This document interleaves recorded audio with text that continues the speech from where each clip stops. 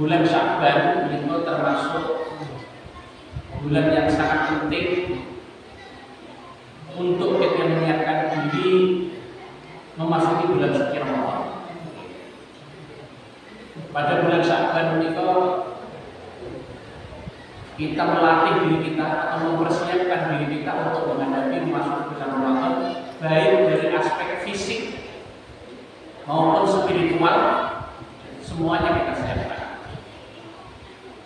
Nomor sepindah itu kalau pelajaran kami melatih supaya terbiasa dalam melaksanakan ibadah puasa di bulan Sya'ban itu ugi melaksanakan siang, karena siang sunnah.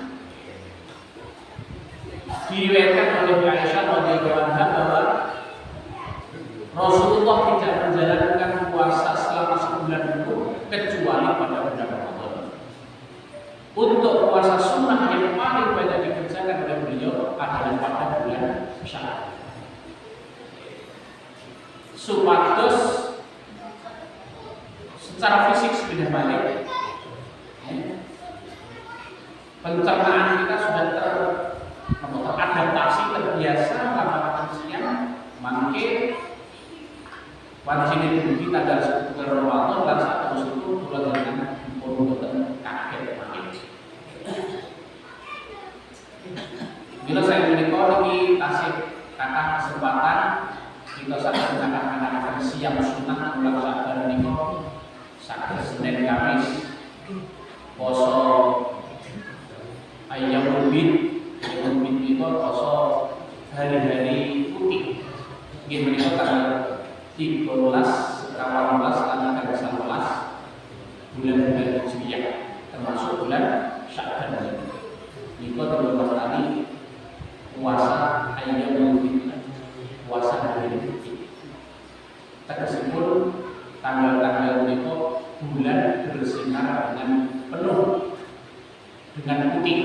Bahkan misalnya di tanggal 15 disebut dengan bulan purnama. Terus poso penting buat tersebut poso namun warna dan dengan putih mawon. Mungkin sego putih, tahu putih. Toyo putih. Terus mereka pisang juga termasuk putih sebetulnya. Soalnya nanti buka rupanya putih, salah buka di rupanya putih. Tapi ada jagung ini jelas jagung kuning berwarna. Itu pengertian poso putih, keyakinan yang ada di kita yang cukup. Tapi yang termasuk puasa putih, poso tanggal 13 kantos dan 11 bulan-bulan Hijriah. Oh, sakit banget. Utawi yang dikirakan di poso dahulu, sedinten poso, sedinten buka. Kami dinten di poso, biji bukan poso, biji malik dengan setu poso. Jadi sedapat mungkin di bulan Sya'ban itu kita banyak puasa sunnah sesuai dengan ajaran beliau Rasulullah SAW. Adapun puasa secara khusus di tengah bulan Sya'ban, utawi ingkang kathah disebut nisfu Sya'ban. Niku disebut boten-boten. Sejarahipun boten-boten riwayat ingkang sah ingkang menyebutkan tentang hal itu. Jadi yang betul adalah memperbanyak puasa sunnah, tapi tidak ada yang secara khusus di pertengahan bulan Sya'ban. Terus saat itu panjenengan dari Senin Kamis di Monggo, Daud ditambah sair, dan pun biasa itu rasanya ini penak, kita rasanya buatan penak. Nomor kali Monggo mulai melatih untuk melaksanakan sholat malam. Salah satu dari amalan nanti tentang Ramadan itu ibadah sholat tarawih.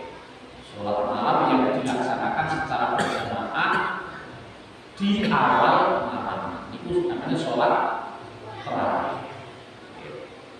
Rasulullah SAW tamu dawuh man qoma Ramadan imanan wa ihtisaban ghufira lahu ma taqaddama min dhanbihi. Barang siapa yang melakukan qiyam sholat malam di bulan Ramadan kanthi niat ingkang iman ikhlas didasari keimanan, didasari keikhlasan semata-mata mengharapkan pahala Allah, akan diampuni dosa-dosanya yang telah lampau.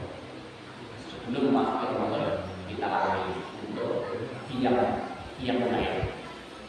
Saya sakit penuh 11 rakaat itu paling besar. Nek boten sakit jangkep itu minimal witir. Nek sakit 3 rakaat minimal 1 rakaat witir. Yang jelas jangan kita lewatkan satu malam kecuali kita melaksanakan qiyamul lail. Dan ini kalau sangat mangkola Ramadan imanan wah risalah ghufira lahu ma taqaddama min dhanbihi. Monggo Bapak Ibu berdoa mangkoma Ramadana imanan wahtisaban ghufira lahu ma taqaddama min dhanbihi. Mangkoma Ramadana imanan wahtisaban ghufira lahu ma taqaddama min dhanbihi. Ibu qiyam. Nek poso kalau wau sing amalan pertama yang kami sebutkan niku Rasulullah jauh mirip dengan ini bunyinya man soma. Jadi kalau puasanya itu man soma. Salah satu sama man soma Ramadan imanan wa ihtisaban ghufira lahu ma taqaddama min dhanbihi. Monggo man soma Ramadan imanan wa ihtisaban ghufira lahu ma taqaddama min dhanbihi. Monggo khusus itu kalau dari mirip ini suara teman. Monggo ibu man soma Ramadan imanan wa ihtisaban ghufira lahu ma taqaddama min dhanbihi. Jadi nanti kita dua hadis ini sinten sing sama-sama kok ngaco. Nanti nek sing sama-sama boleh sama buat. Biasanya zaman kalau alim itu sekolah dia gede ya Pak Guru nek saya jawab boleh pulang buat. Kalau itu semua nanti. Jadi karena malah bisa menjawab setelah dari sini dapat 2 hadis. Man sholat tapi man qoma. Ini motivasi untuk kita semua. Ingkang nomor 1 persiapan kita memasuki Ramadan ini anak-anak membaca Al-Quran. Membaca Al-Quran sesuai kemampuan kita masing-masing. Umpami setiap hari 1 halaman ini yang penting rutin. Ya, 1 halaman. Nek sak lemper berarti 2 halaman. 2 halaman. Nek 1 juz niku rata-rata 10 lembar. 10 lembar. Berarti 20 halaman. Kami setiap hari badai mau 1 juz berarti kami pada sholat kali lembar. Nek boten sakit boten nggih dirapel dak maghrib utawa pada subuh monggo sebentar iki. Kita usah. Pokoke sak kuwate. Soale mangke teng bulan Ramadan kula jenengan sakit dianjurkan untuk tadarus Al-Quran.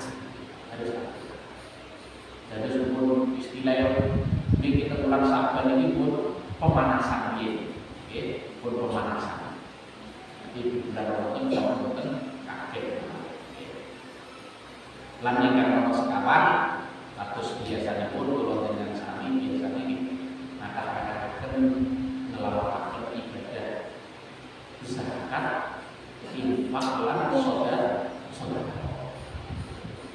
Zakat itu paling boten sing mesti itu zakat fitrah. Zakat atas apa bahan pokok. Pokok yang bensin tasih sakit jahat mencukupi kebutuhan makan secara pokok wajib mengeluarkan zakat fitrah. Setiap orang, terus anggota keluarga wonten kali tiga sekawan sedang menyebut disebut jalankan zakat fitrah itu maksimal saderengipun sholat Idul Fitri. Ingkang nomor kali menika zakat mal. Zakat harta benda yang kita miliki. Cuma itu wonten ketentuanipun ingkang namanipun nisab kali haul. Nisab itu tegesipun batas minimum kepemilikan harta wajib dikeluarkan zakat. Umpami ada ternak wedhus, niku nek namung 3 gangsal sedasa dereng wajib didalaken zakat. Tapi nek sampun sekawan dosa dipun dalaken setunggal. Wonten yang kelewatan ini tidak ada kantos sekawan dosa wedhus. Dereng PRT. Niku sekawan dosa setunggal. Mangke panenan di wonten panen pari, panen jagung, panen kedele. Apa mawon nggih wonten ketentuan nisab. Nggih. Mangke nek badhe secara detail tamplet lasis. Namun lasis kayaknya sudah ada. Sekedar siap petugasnya mengambil, ambilnya itu siap memungut pelayanan. Boten gadah panenan, boten gadah ternak, nggih boten dagang, tapi gadah gaji rutin, penghasilan. Nah, itu dihitung.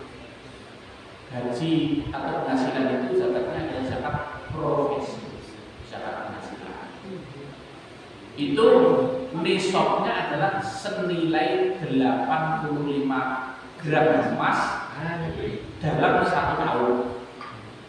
Terus gajinya itu selama 1 tahun dijumlah total jumlah itu wonten senilai 85 gram emas dipun dalaken zakat itu 2,5.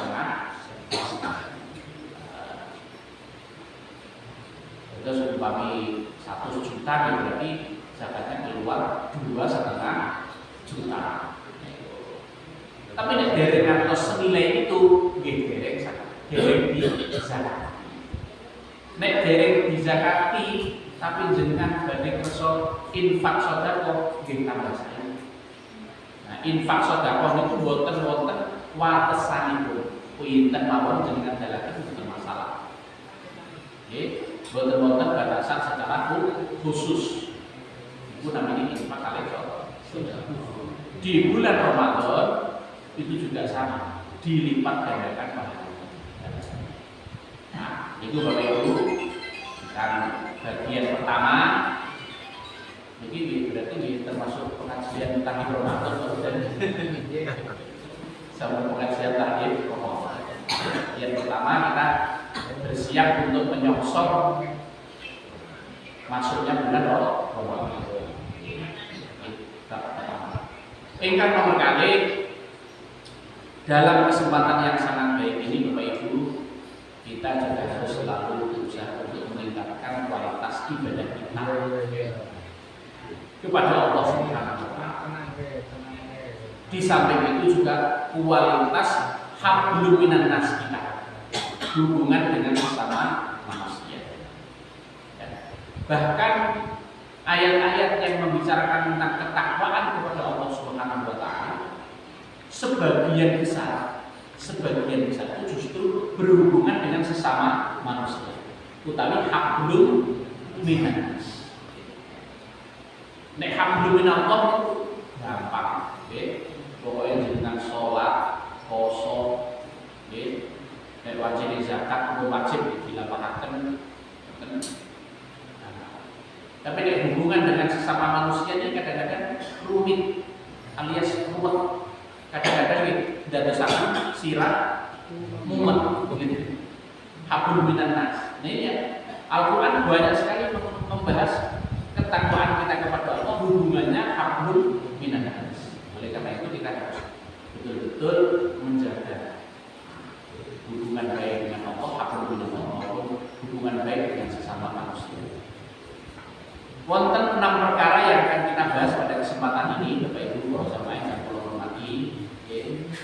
ini seperti yang pernah diingatkan oleh Al-Imam Al-Ghazali kepada murid-muridnya.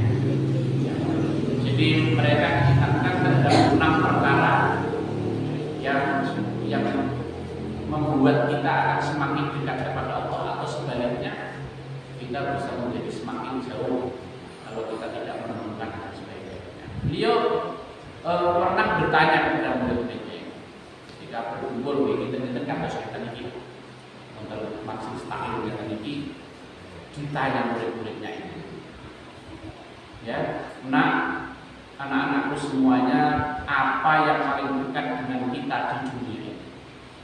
Menurut kamu semua, apa yang paling dekat dengan kita di dunia? Murid-muridnya kemudian menjawab, ya tentu orang tua kita, guru kita, sahabat-sahabat dekat kita. Itulah yang paling dekat dengan kita. Orang tua pastinya, karena mereka adalah yang melahirkan kita, mendidik kita, mengasuh kita. Guru yang mengajari kita, sahabat yang setia mendampingi kita. Kemudian dijawab oleh sang imam, betul, itu semuanya tidak salah. Tetapi jawaban yang lebih tepat, yang paling dekat dengan kita adalah kematian kita. Semua orang pasti yang paling dekat dengan dirinya adalah kematian. Karena tidak seorang pun tahu kapan akan mati. Dan itu sesuatu yang pasti terjadi. Allah telah menyebutkannya di dalam surat Ali Imran ayat 185.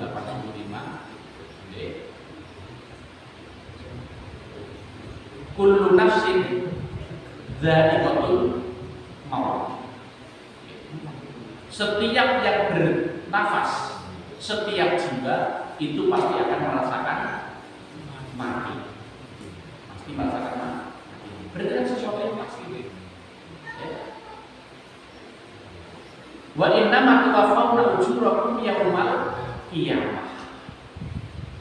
Dan sesungguhnya pada hari kiamat sajalah disempurnakan semua pahala. Ya. Faman zuhziha 'anil nari wa udkhilal jannata faqad faza. Barang siapa yang dijauhkan dari api neraka, dimasukkan ke dalam surga di kiamat nanti, maka dia telah beruntung. Sungguh dia telah beruntung. Wa mal hayatud dunya illa mata'ul ghurur. Dan tidaklah kehidupan dunia itu kecuali kesenangan yang sifatnya menipu. Kesenangan yang sifatnya menipu. Jadi kita harus menyadari bahwa sesuatu yang paling dekat dengan kita adalah kematian. Alhamdulillah bahwa pada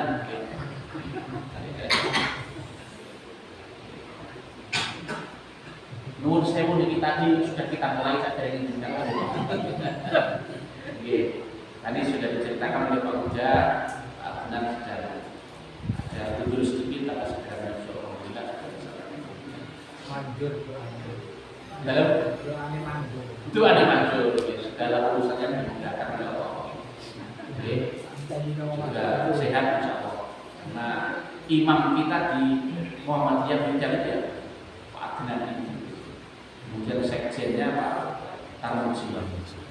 Sekjen ini kadang-kadang sekretaris Ijen. Karena nomor-nomor di lapangan biasa. Teng mriki ngoten apa mboten Pak Tarmuji? Iya, yang jelas kemarin waktu Ustaz itu saya mau menjadi ketua kalau sekretarisnya adalah Pak Tarmuji Dawe kalau terlibat dengan yang pilihan lain kita akan mohon kita jangan kamu dilanjutkan. Baik, kita lanjutkan lagi. Jadi menurut Petuah Imam Ghazali kepada santri-santrinya, sesuatu yang paling dekat dalam kehidupan kita adalah teman. Jadi jangan sampai kita mempunyai pemahaman, oh aku bisa umur sama ini bisa. Jangan. Kenapa menjadi dekat? Karena dia rahasia ilahi. Tidak seorang pun di antara kita yang mengetahui. Sampai Allah kemudian menegaskan, wa ma tadri nafsun bi ayyi ardin tamut. Tidak seorang pun yang tahu di manakah dia akan mati. Wa ma tadri nafsun madza taksibu goda. Dan tidak seorang pun yang tahu apa yang akan dikerjakannya besok. Oleh karena itu kita kalau mengerjakan sesuatu besok tidak boleh langsung mengatakan iya, tapi insya Allah jika Allah menghendaki. Ya, jadi sesuatu yang paling dekat dengan kita. Kalau menurut Rasulullah, umat beliau itu umurnya tidak jauh-jauh dari beliau. Pinter kepada Rasulullah Bapak Ibu 63 tahun. Beliau itu diangkat menjadi Rasul pada usia 40 tahun. Setelah menjadi Rasul, diangkat menjadi Rasul, beliau melaksanakan tugasnya sebagai Rasul teng Mekah itu 13 tahun. Kemudian di Madinah selama 10 tahun. Berarti 23 tahun beliau menjalankan tugas sebagai Rasul. Jadi dua fase. Ini yang kemudian disebut dengan fase Makkiyah atau fase Madaniyah. Jadi di Mekah dan di Madinah. Maka kemudian Mekah dan Madinah ini sekarang disebut sebagai Haramain, dua tanah suci. Karena di sana terdapat masjid paling mulia di dunia, Masjidil Haram dan Masjidil Aqsa. Pulau Tunano, Studio Mawar, saya tidak Masjidil Haram, Masjidil Aqsa, Masjid Nabawi. Amin. Saya menindakkan haji dan umroh. Amin. Karena itu merupakan panggilan dari Allah. Kalau sudah dipanggil, semua urusan akan berjalan. Amin. Jadi beliau 23 tahun menjalankan misinya. Ya. Pada usia ke-63 tahun beliau menunaikan haji wada. Setelah menunaikan haji tersebut 81 hari setelahnya beliau wafat. Karena itu hajinya disebut sebagai haji wada, haji perpisahan, karena setelah itu beliau meninggalkan pihak.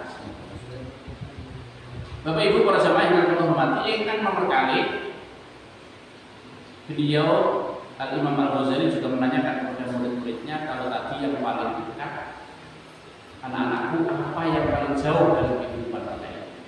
Ya. Kemudian secara serentak murid-muridnya mengatakan matahari, bintang, bulan, serta negeri-negeri yang jauh dari tempat kalian. Itulah sesuatu yang paling jauh dalam kehidupan. Itu semuanya benar, tetapi kemarin artinya tidak ada peningkatan, dia orang yang rugi. Coro dagang itu rugi. Yang dagang itu kan maunya untung terus. Bahkan balik modal pun itu dikatakan sebagai rugi. Modalnya 1 juta, balik 1 juta tidak dapat keuntungan, rugi. Rugi tenaga, rugi waktu dan sebagainya. Dan yang lebih parah, wa makana yaumu syarrun min amsi fa huwa maghfurun. Fi riwayat Abu Hurairah, dan siapa yang hari ini lebih buruk daripada hari kemarin, maka itu adalah orang yang celak, orang yang buruk. Jadi karena itu Rasulullah menginginkan kita yang mempunyai grafik yang naik terus, Bapak Ibu. Hari demi hari yang kita jalani menjadi terus lebih. Jadi motivasi beliau, kita hanya bisa bertaubat dan berharap pengampunan. Karena itu pepatah mengatakan, dikatakan oleh orang Arab, al-waktu as-sayf. Waktu itu seperti pedang. Ilam tak tahu ya tahu. Kalau kamu tidak memotongnya, dia yang akan memotong. Sehingga kita tidak bisa menunggu waktu.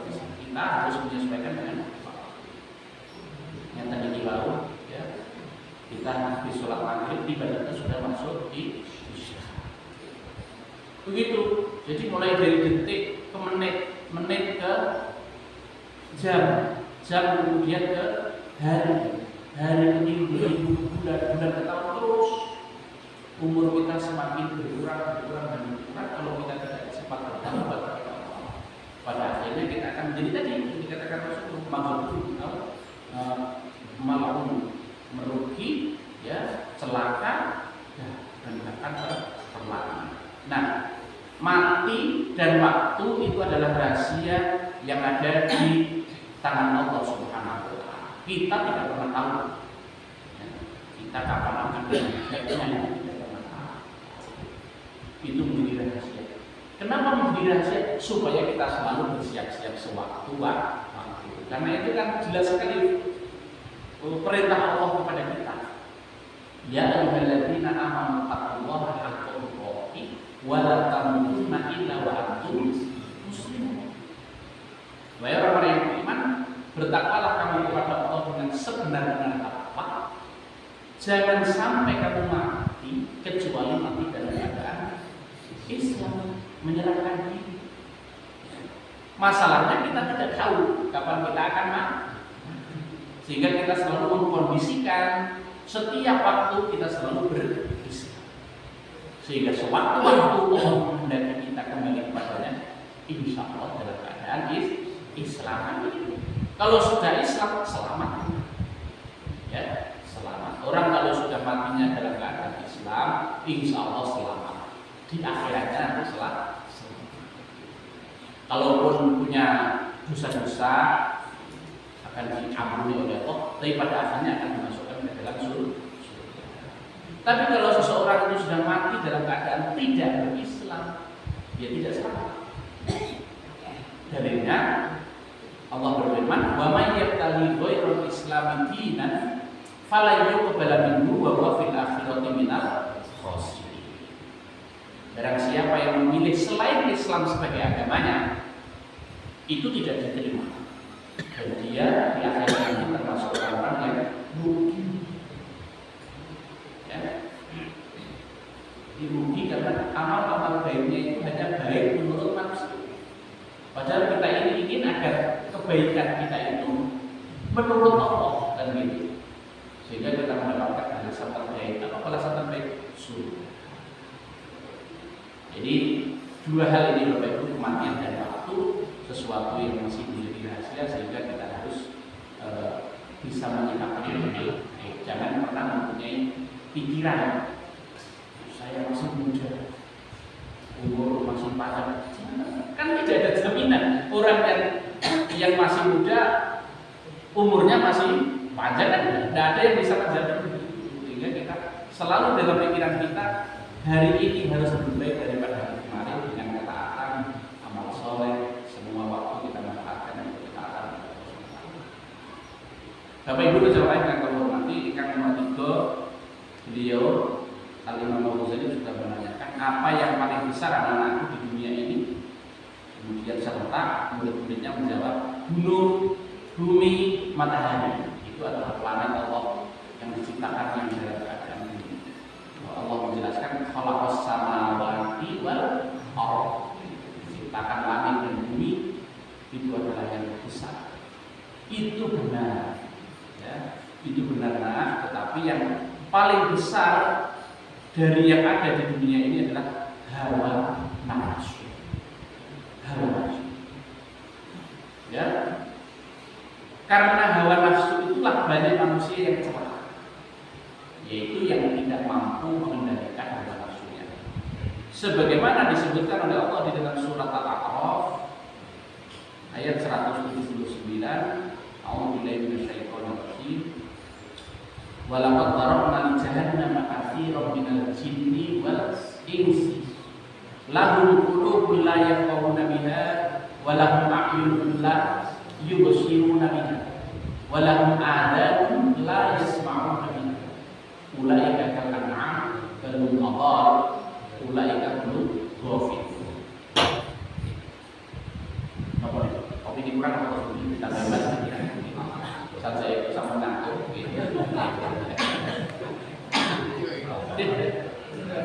Masuk pas sama kelas, atau si malaikat.